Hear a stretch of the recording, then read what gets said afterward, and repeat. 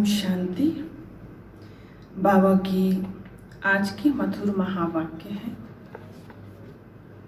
6/6/2020 की वाणी है। बाबा ने कहा, मीठे बच्चे, इस बेहद के खेल में तुम आत्मा रूपी एक्टर पार्टधारी हो। तुम्हारा निवास स्थान है स्वीट साइलेंस होम, जहां अब जाना है। बाबा ने प्रश्न पूछा, जो ड्रामा के खेल को यथार्थ रीति जानते हैं, उनके मुख से कौन से शब्द नहीं निकल सकते हैं? उत्तर है, यह ऐसा नहीं होता था तो ऐसा होता, यह होना नहीं चाहिए था। ऐसे शब्द ड्रामा के खेल को जानने वाले नहीं कहेंगे। तुम बच्चे जानते हो, ये ड्रामा का खेल जूं में सल फिरता रहता है। जो कुछ होता है सब ड्रामा में नून है, कोई फिक्र की बात नहीं है। ओम शांति। बाप जब अपना परिचय बच्चों को देते हैं तो बच्चों को अपना परिचय भी मिल जाता है। सब बच्चे बहुत समय देही अभिमानी होकर रहते हैं। देही अभिमानी हो तो बाप का यथार्थ परिचय हो, परंतु ड्रामा में ऐसे है नहीं। भल कहते भी हैं भगवान गॉडफादर है, रचता है, परंतु जानते नहीं हैं। शिवलिंग का चित्र भी है, परंतु इतना बड़ा तो वह है नहीं। यथार्थ रीति न जानने के कारण बाप को भूल जाते हैं। और बाप है भी रचयिता, जरूर रचेंगे भी नई दुनिया। तो जरूर हम बच्चों को नई दुनिया की राजधानी का वर्षा होना चाहिए। स्वर्ग का नाम भी भारत में मशहूर है, परंतु समझते कुछ भी नहीं है। कहते हैं फलाना मरा स्वर्ग पधारा। अब ऐसे कभी होता है क्या? अभी तुम समझते हो हम सब तुच्छ बुद्धि थे। नंबरवार तो कहेंगे ना। मुख्य के लिए ही समझानी है कि मैं इनमें आता हूं, बहुत जन्मों वाले अंतिम शरीर में। यह है नंबर 1। बच्चे समझते हैं, अभी हम उनके बच्चे ब्राह्मण बन गए। ये सब है समझने की बातें। बाप इतने समय से समझाते भी रहते, नहीं तो सेकंड की बात है। बाप को पहचानना। बाप कहते हैं, मुझे याद करो तो तुम्हारे विकर्म विनाश होंगे। निश्चय हो गया, फिर कोई भी बात में प्रश्न आदि उठ नहीं सकता।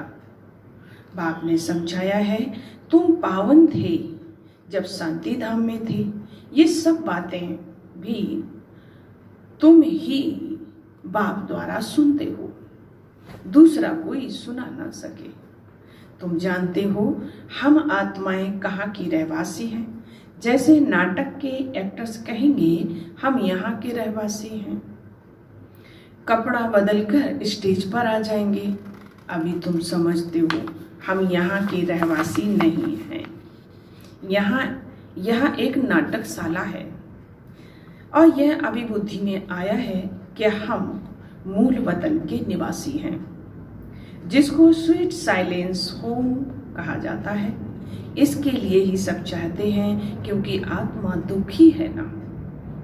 तो कहते हैं हम कैसे वापस घर जाएं? घर का पता ना होने के कारण भटकते हैं। अभी तुम भटकने से छूटे। बच्चों को मालूम पड़ गया, अभी तुमको सचमुच घर जाना है। अहम आत्मा कितनी छोटी बिंदी है, ये भी वंडर है जिसको कुदरत कहा जाता है। इतनी छोटी बिंदी में इतना पाठ भरा हुआ है। परमपिता परमात्मा कैसे पाठ बजाते हैं, ये भी तुम जान गए हो। सबसे मुख्य पाठधारी वह है, करण करावनहार है ना। तो मीठे मीठे बच्चों को यह अभी समझ में आया है कि हम आत्माएं शांति धाम से आती हैं। आत्माएं कोई नई थोड़ी ही निकलती है जो शरीर में प्रवेश करती है। नहीं, आत्माएं सभी स्वीट होम में रहती हैं और वहां से आती हैं पाठ बजाने। सभी को पाठ बजाना है, ये खेल है। ये सूर्य, चांद, स्टार्स आदि क्या है? ये सब बत्तियां हैं जिसमें रात और दिन का खेल चलता है। कई कहते हैं सूर्य देवताय नमः, चंद्रमा देवताय नमः, परंतु वास्तव में ये कोई देवताएं हैं नहीं। इस खेल का किसको मालूम ही नहीं है। सूर्य चांद को भी देवता कह देते हैं। वास्तव में यह इस सारे विश्व नाटक के लिए बत्तियां हैं। हम रहवासी हैं स्वीट साइलेंस होम की। यहाँ हम पाठ बजा रहे हैं। यह जू में चक्र फिरता रहता है। जो कुछ होता है ड्रामा में नूंद है। ऐसे नहीं कहना चाहिए कि ऐसे नहीं होता था तो ऐसे होता। अब यह तो ड्रामा है ना। मिसला जैसे तुम्हारी माँ थी, ख्याल में तो नहीं था ना कि चली जाएगी। अच्छा, शरीर छोड़ दिया, ड्रामा। अब अपना नया पाठ बजा रही है। फिक्र की कोई बात ही नहीं है। यहाँ तुम सब बच्चों की बुद्धि में है, हम एक्टर्स हैं। यह हार और जीत का खेल है। यह हार जीत का खेल माया पर आधारित है। माया से हारे हार और माया से जीते जीत है। ये गाते तो सब हैं, परंतु बुद्धि में जरा भी नहीं है। तुम जानते हो माया क्या चीज है? ये तो रावण है, जिसको ही माया कहा जाता है। धन को संपत्ति कहा जाता है, धन को माया नहीं कहेंगे।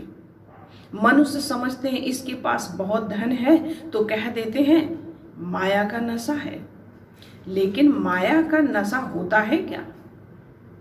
माया को तो हम जीतने की कोशिश करते हैं। तो इसमें कोई भी बात में संशय नहीं उठना चाहिए।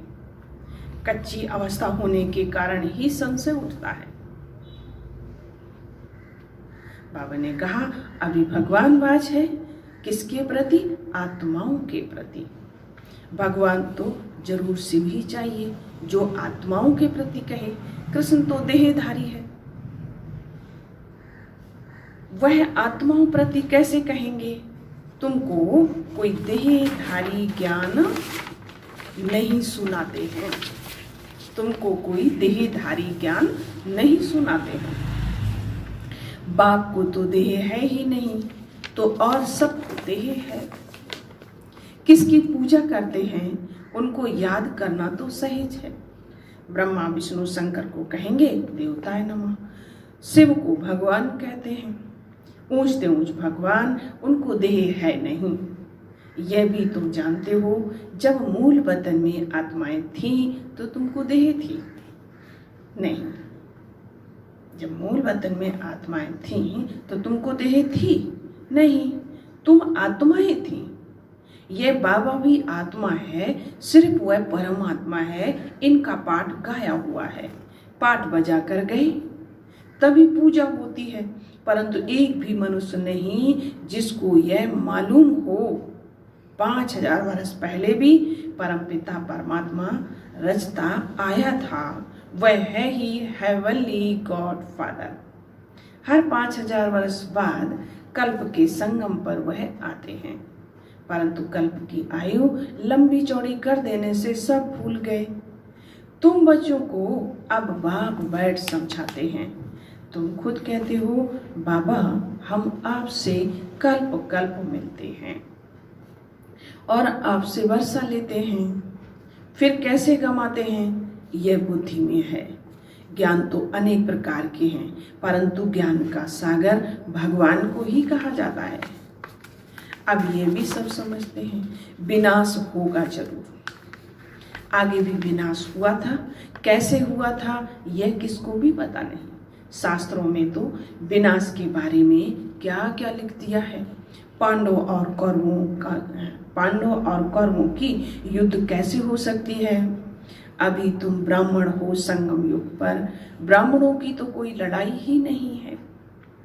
बाप कहते हैं तुम हमारे बच्चे हो, नॉन वायोलेंस, डबल अहिंसक। अभी तुम निर्विकारी बन रहे हो, तुम ही बाप से कल्प कल्प वर्षा लेते हो, इसमें कुछ भी तकलीफ की बात नहीं है। नॉलेज बड़ी सहज है। 84 जन्मों का चक्र तुम्हारी बुद्धि में है। अभी नाटक पूरा होता है, बाकी थोड़ा टाइम है। तुम जानते हो अभी ऐसा समय आने वाला है जो साहूकारों को भी अनाज नहीं मिलेगा, पानी नहीं मिलेगा। इसको कहा जाता है दुख के पहाड़, खूने नाहक खेल है ना। इतने सब खत्म हो जाएंगे। कोई भूल करते हैं तो उनको दंड मिलता है कि इन्होंने क्या भूल की है। सिर्फ एक ही भूल की है जो बाप को भूली है। सिर्फ एक ही भूल की है जो बाप को भूले हैं। तुम तो बाप से राजा ही ले रहे हो, बाकी मनुष्य तो समझते हैं बस मरे कि मरे। महाभारत लड़ाई थोड़ी सी शुरू हुई तो मर जाएंगे, तुम तो जीते हो ना। तुम ट्रांसफर होकर अमर लोक में जाते हो इस पढ़ाई की ताकत से। पढ़ाई को सोर्स ऑफ इनकम कहा जाता है।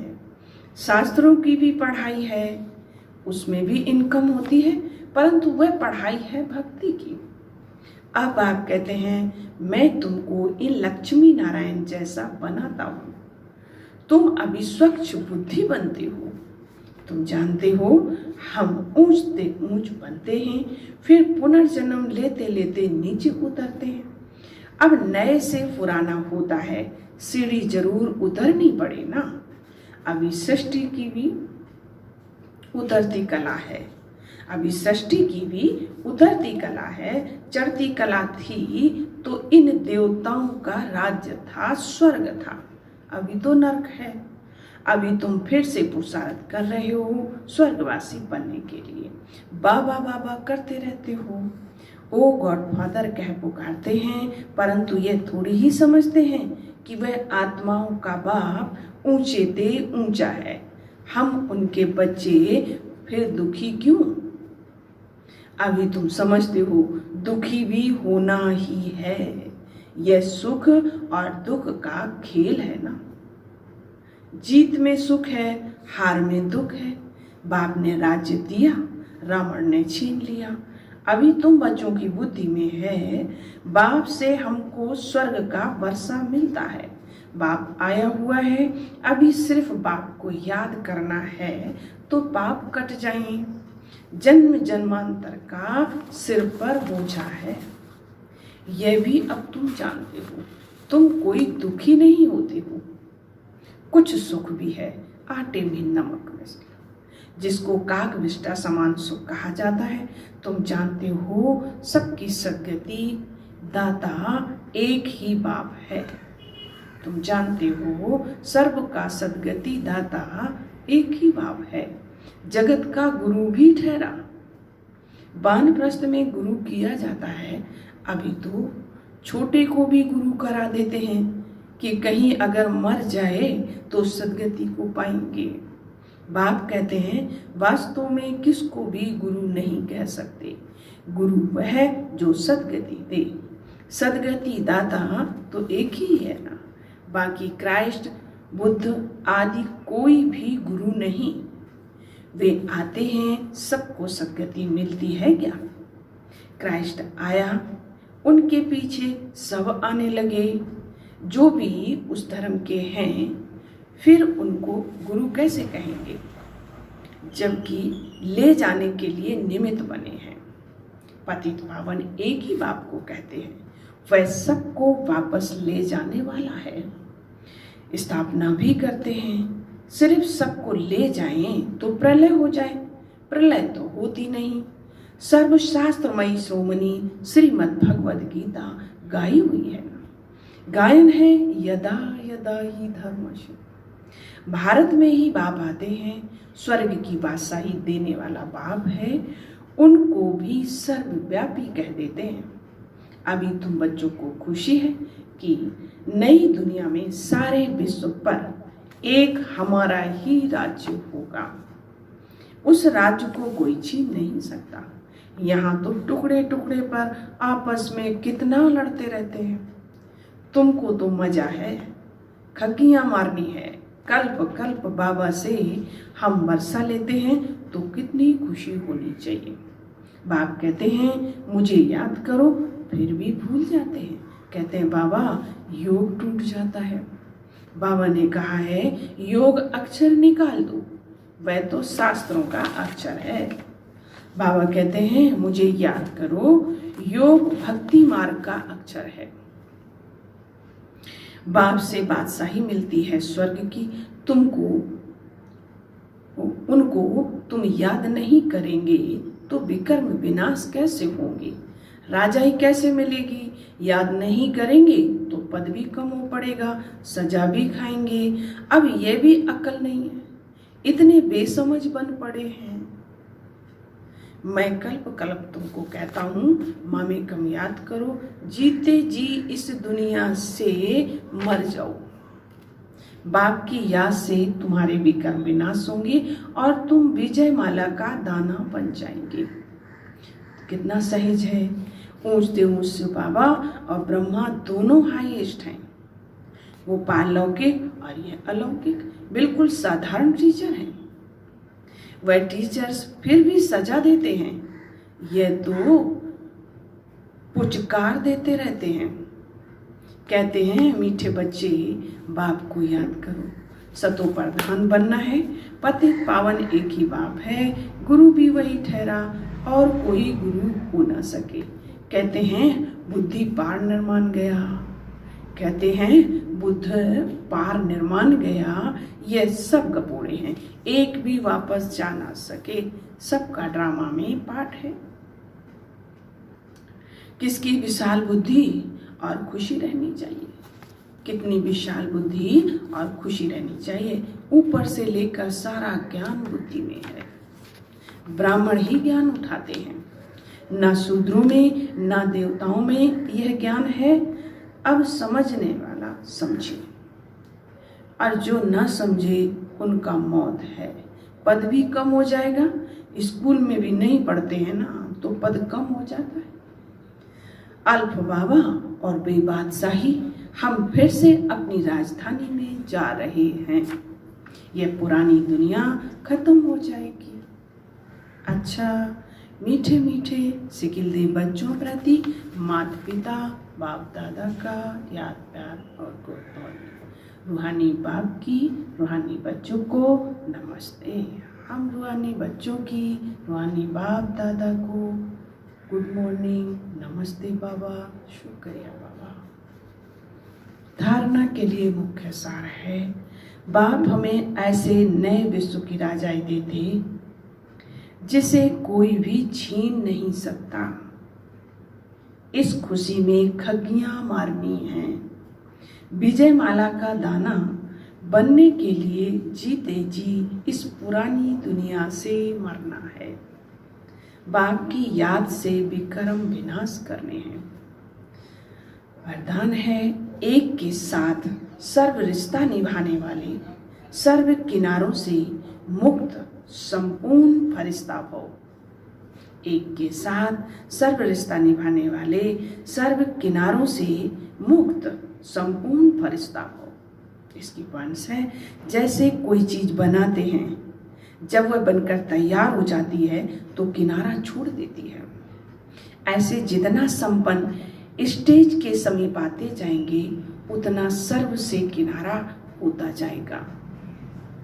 जब सब बंधनों से वृत्ति द्वारा किनारा हो जाए, अर्थात किसी में भी लगाव न हो, तब संपूर्ण फरिश्ता बनेंगे। एक के साथ सब रिश्ते निभाना यही ठिकाना है। इससे ही अंतिम फरिश्ते जीवन की मंजिल समीप अनुभव होगी। बुद्धि का भटकना बंद हो जाएगा। स्लोगन है, स्नेह ऐसा चुंबक है जो ग्लानि करने वाले को भी समीप ले आता है। स्नेह ऐसा चुंबक है जो गिलानी करने वाले को भी समीप ले आता है। ओम शांति।